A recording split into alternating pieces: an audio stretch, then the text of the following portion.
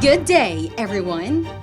This is a place where government representatives discuss relevant and timely issues. Welcome to PIA iTALK. From one will live life to another.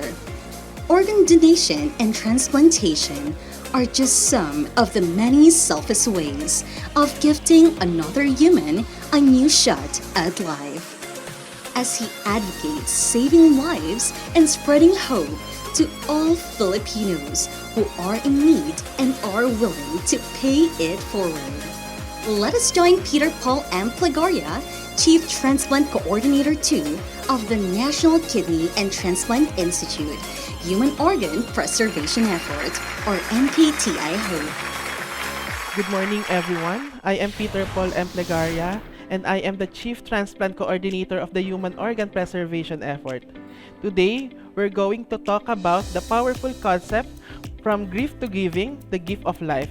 This presentation will delve into a critical aspect of organ donation and transplantation in the Philippines, highlighting its importance, challenges, and future directions.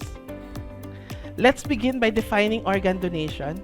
It is a process of surgically removing an organ or tissue from one person, the donor, and placing it into another, the recipient.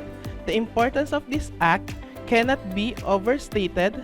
A single donor has a potential to save up to 8 lives and significantly improve the quality of life for many more. In the Philippines, this program is particularly crucial as we face rising cases of end-stage organ failure and critical organ shortage. To understand the urgency, let's look at some statistics regarding chronic kidney diseases in the Philippines. As of 2021, the prevalence of CKD affecting a staggering 35.94% of our population, which translates to an estimated 7 million affected Filipinos. We're seeing approximately 120 new cases per million per year, or roughly 1 Filipino affected every hour, compared to the global average of 9.1% to 13.4%. Our numbers are significantly high for end-stage renal diseases. 94% of patients undergo hemodialysis, 4% peritoneal dialysis, and merely 2% have received kidney transplants. So, what organs and tissue can be transplanted? So, one deceased donor can facilitate organ transplant for up to 8 individuals with organs such as the heart, lungs, liver, kidneys, pancreas, and small bowels. Beyond organs, numerous other people can benefit from tissue transplants, including corneas, eyeballs, bones, skin, veins, and tendons. Moving on to the living donors, we categorize them into 2 types: living-related donors and the living non-related donors. Living-related donors are individuals related to the recipient by blood within 4th degree of consanguinity, such as parents, children, siblings, nephew, niece, uncles, aunts, and first cousin as defined in the AO 2010-0018 of the Department of Health. And the living non-related donors, on the other hand, are the not blood relatives but shared close emotional and social ties with the recipient and willingly intend to donate an organ for a specific reason. This includes the spouses, friends, colleagues, adoptive parents or children, relative by affinity, employer-employees, fiancé, also defined in the AO 2010-0018 of the Department of Health. Disease organ donation is a process of giving an organ or part of an organ at the time the patient is declared dead or either due to cardiac death or brain death for the purpose of transplantation to another person. It is crucial to address the legal framework surrounding organ donation. Republic Act Number 9208, also known as the Anti-Trafficking in Persons Act, as amended by RA Number 10364, also known as the Expanded Anti-Trafficking in Persons Act of 2012, explicitly defined trafficking in person as an illegal act and a violation of human rights. This involves recruitment, obtaining, hiring, providing, offering, transportation, transfer, maintaining, harboring, or recipient of persons without victims' consent or knowledge within, across the nation or borders.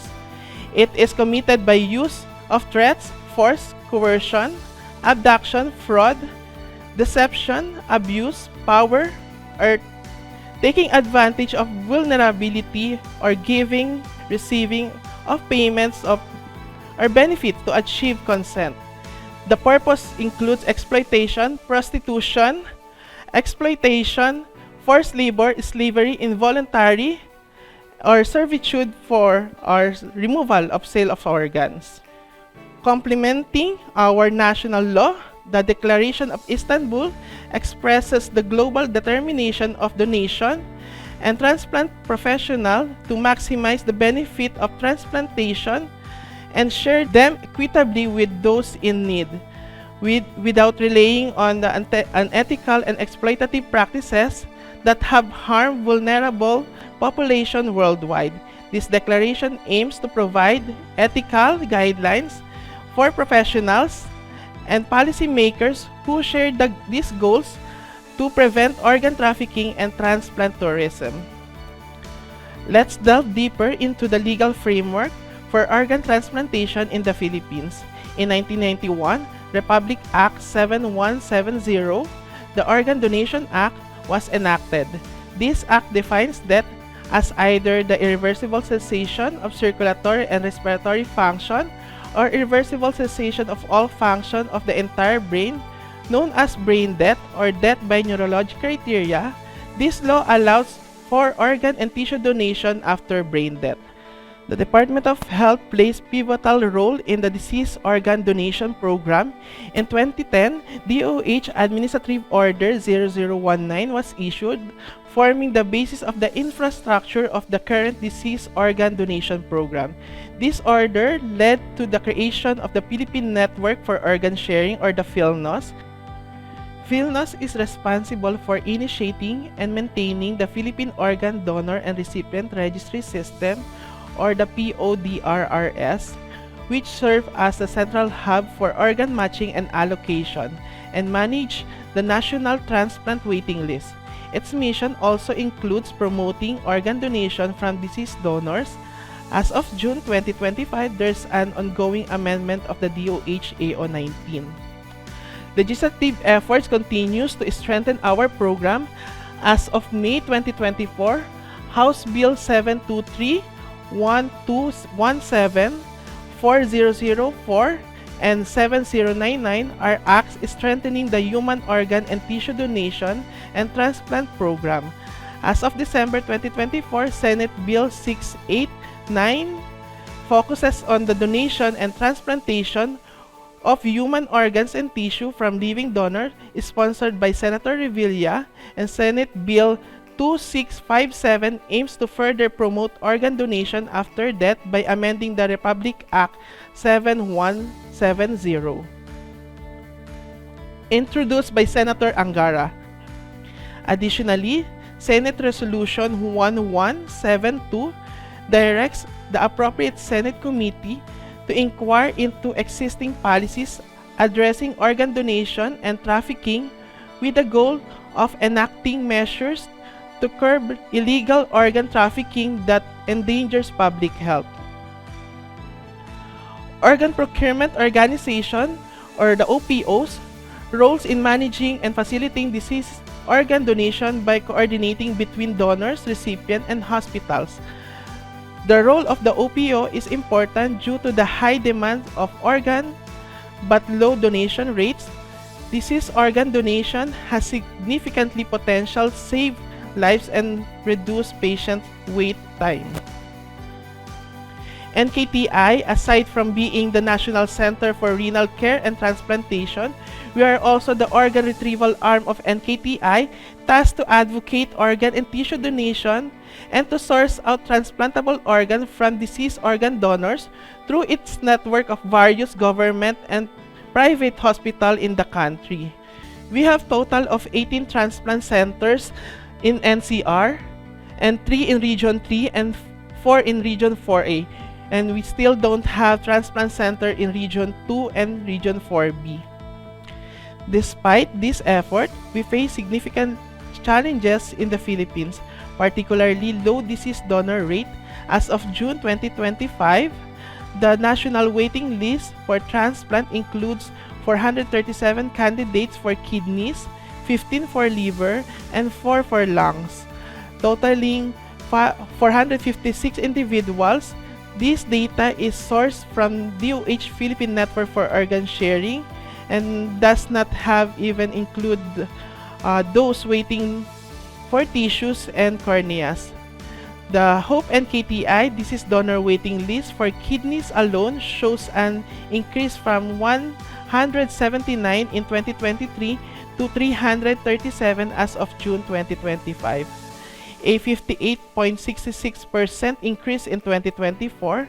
Currently, 77.11% of the total enrolled in the National Kidney Donor Waiting List are with NKTI HOPE. Looking at the global data from the International Registry of Organ Donation and Transplantation in 2023, the Philippine living organ donor rate was 4.95 per million population, is slightly up from 4.92 per million population in 2022. This shows our position relative to other countries in terms of living donation. However, the disease organ donor rate paints a more challenging picture. In 2023, the Philippines recorded a rate of 0.13 per million population, a significant decrease from 1.18 per million population in 2022, underscores the critical need to increase disease organ donations in our country. Another major challenge is the limit access to the transplant center outside Metro Manila. This geographical disparity creates significant barriers for patients in various regions. Let's outline the key steps in the disease organ donation process. Let's begin with the referring hospital identifying the referring possible deceased donor. HOPE then secure consent for organ donation, performs medical screening and potential multi-organ donor, organizes surgical retrieval and assists in organ placement. PhilNOS allocates the retrieved organs according to the predetermined criteria. Finally, the transplant centers enroll the patient in the waiting list, receive the allocated organ, and performs the transplant surgery. Let us walk through the key steps in the disease organ donation process, a life-saving journey that begins with the awareness and ends in hope. We start at the referring hospital where a possible deceased donor is identified. Once the diagnosis of brain death is confirmed and declared by the qualified physicians, the hospital immediately contacts the Human Organ Preservation Effort or the HOPE for further coordination. At HOPE, the team secured consent for organ donation from the donor's family. They also performs medical screening to assess the suitability of the potential donor and organize the surgical retrieval and viable organs. Once the organs are retrieved, the process moved to PhilNOS, the Philippine Network for Organ Sharing. The PhilNOS is responsible for allocating the retrieved organs based on the fair and transparent system guided by the predetermined medical and ethical criteria. Finally, the selected transplant center received the allocated organs. Here, the patients who are enrolled on the transplant waiting list are matched and scheduled for the life-saving transplant surgery. This coordinated process secures that every referral counts, and as we say at HOPE, your referral can save many lives. Referrals may be made in various ways via QR code scanning, phone calls, text messages, or direct identification by a transplant coordinator during hospital rounds. This ensures no opportunity is missed when potential donor is identified. First, the attending physician plays a vital role.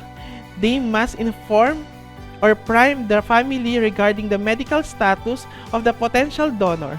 Clear and compassionate communication is the key at this stage. Next, the attending physician or the hospital-designated transplant coordinator facilitates the brain death declaration. This is a formal process requiring by the law before donating can proceed. Following the declaration, either the attending physician or trained transplant coordinator must begin to discuss with the legal next of kin. This discussion covers the possibility of multi-organ donation, also known as the PMOD. The case is then referred to HOPE or in some situation directly coordinated with HOPE staff. To aid in timely identification, clinical triggers for referral are summarized by acronym GIVE. GCS 5 or less indicating severe brain injury, intubated, ventilator dependent, and end-of-life care or DNR consideration. Remember, your referral can save many lives. You may also contact us through our numbers, email shown in the slide, or simply scan the QR code to initiate referral. Prompt referral and proper coordination with HOPE can help transform a tragic loss into life-saving opportunity for others. Looking ahead, for our future direction including strengthening donor referral network across the Philippines, we also aims to expand organ preservation capabilities, exploring advanced perfusion technologies. Crucially, we need to increase public participation in the deceased donor program through sustained advocacy. And this is our organ donor card, organ donation registration through NKTI. So, nurture the gift of life through donation, support the life-saving mission of organ donors, know the facts about brain death, consent and the process, be informed to make an empowered decision, talk to your family about your decision to donate. Family awareness is the key to honor your choice, and initiate your registration today. Sign to the organ donor card registered online through our Lifeline card by the PhilNos and our LTO card. You can also follow us on our official Facebook page, The Hope NKTI. All about our activities and our stories of our deceased donors are posted here. As we come to the end of today's advocacy session, I'd like to take a moment to bring everything together. We have deepened our understanding to the fundamentals of deceased organ donation, reminding ourselves that this is not just a medical process but a humanitarian one. We learned that key steps of the referral process, which requires urgency, accuracy, and teamwork. We were reminded that clinical signs that should trigger donor referral and how early recognition makes all the difference. We explored the critical roles of brain death determination, a clinical truth that must be met with ethical clarity and compassion.